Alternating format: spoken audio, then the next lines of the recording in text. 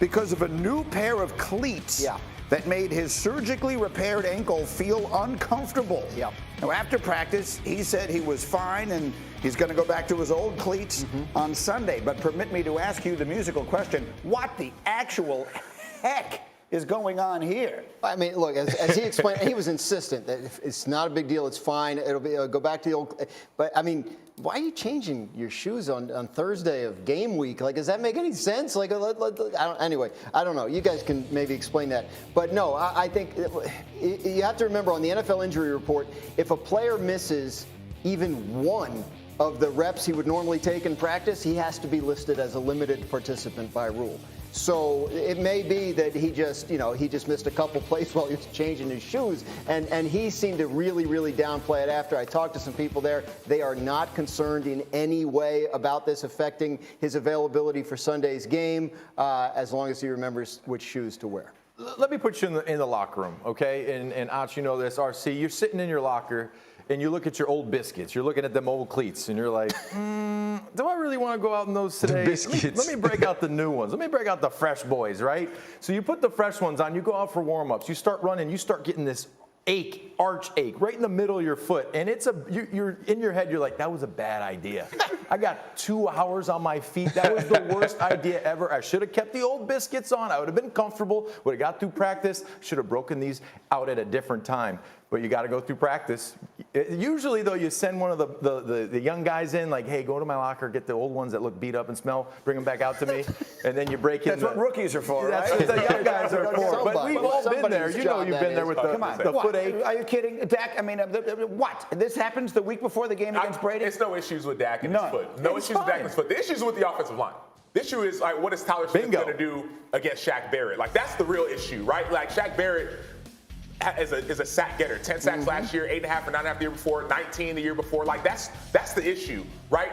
So for me, Dak is going to be fine. But if you cannot run the ball against Tampa Bay, which Tampa Bay has been 2 out of the last 3 years, the #1 run defense, and you have to pass the ball, you have a rookie left tackle, there will be issues. All right, so let's just live in a world where his foot is going to be fine and the biscuits will not wind up being a problem. One of the things we do on Football Fridays here on Get Up, if you're new to our program, we're going to pick you winners. We're going to tell you who's going to win these games. Cindy, let's get the pick bars up there so everybody knows where we stand. On the monster game, a Sunday night, Buccaneers at Cowboys. Ninko, who wins? Who do you think? Tampa. Tom's motivated. Everyone's like, oh, Tom's got a lot of stuff going on. He's going to be fine. Don't worry about it. So you've got Tampa Tom on the road Sunday night. Yep, they got it. RC, who you got? I got the Dallas Cowboys. I'm going to go a little bit against the grain here. I know you have the offensive line problems and you don't have the skill players that you had last year. I think this defense of the Dallas Cowboys is going to play phenomenal on Sunday night, and that's why that team gets the win. Sacha.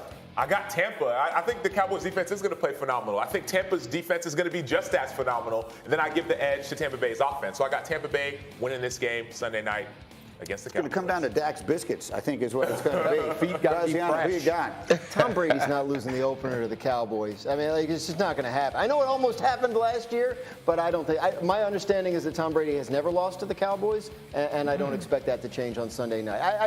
I think the Buccaneers are the better overall team, and they'll show it. That is correct. Tom Brady is perfect in his career. He has the best record against the Cowboys of any starting. Physical running the football. But let's switch to the defense. No Tre'Davious White, no problem. Von Miller and that rush were absolutely phenomenal. They played great defense on the back end. Those 2 high safeties, Hyde and Poyer, were amazing. The Buffalo Bills are the team to beat, and many people felt that coming into this game. I think they leave this game an even bigger Super Bowl favorite. Right now, yes, it's only been 1 game played, and so Josh Allen would win the MVP. I don't think that changes. He's the best the league has right now, and so are the Buffalo Bills. That's a big statement, but it's impossible to argue. And, you know, Graziano, you were making the point earlier today that every time the Bills made a play, it seemed to come from somebody different. I mean, they are loaded and deep. On both sides of the ball. I mean, look, this defense, coordinated by Leslie Frazier, who should be getting head coach interviews and doesn't for some reason, has been very good for several years now. But Von Miller, who looked 25 years old last night, it could be the piece that elevates it beyond just very good. He was for the Rams last year. They acquired him midseason, and when you talk to people with the Rams, they say he was the difference maker. Because he had won the Super Bowl before, he could come into a locker room full of guys that hadn't and explain what it took. He can do the same thing in Buffalo, and it's a big part of the reason why they signed him. But, I mean, layer after layer of guys. I mean, they're rotating in defensive linemen. They have all kinds of linebackers. They have cornerbacks good enough to get them through a Tre'Davious White injury, and that's just the defense. We could talk about the offense and Josh Allen and all the guys he's thrown it to, and the fact that in 4 of their last 6 games, they have not punted. I mean, they had in 4 of their last 6, one of which was a playoff game. Yeah. Their punt, that's the best job in the NFL is Bill's punter. You can just kick back. And I mean, they are a machine right now. They did nothing. All our picks came out. Our Super Bowl picks came out yesterday. Yeah. I hate being like part of the crowd, right? Like, oh, everybody's picking the Bills. I feel a lot better about it after watching them play that game. Yes, and I feel a lot worse because I didn't pick them. And, Nico, you made the point. If not for the turnovers, they turned the ball over repeatedly. What is that game last night without the mistakes? I mean, it was already a blowout, but a complete blowout. So you look at the Bills and those turnovers that they had. I don't put those on Josh Allen. A couple of them, you got the fumble, you got the interception where the receiver has to come back to the football. He ran the in cut and it kind of just faded away and was undercut by the defender. So again, you look at those turnovers. If they didn't turn the ball over, it could have been what? 50. Yeah. I mean, it would have been insane if they had 3 more possessions where they actually scored. So again, you look at Buffalo. There's things that they can work on and be better at, which is even scarier, really. Yeah, well, look, I mean, you got to have some sloppy play in the opener. That's to be expected.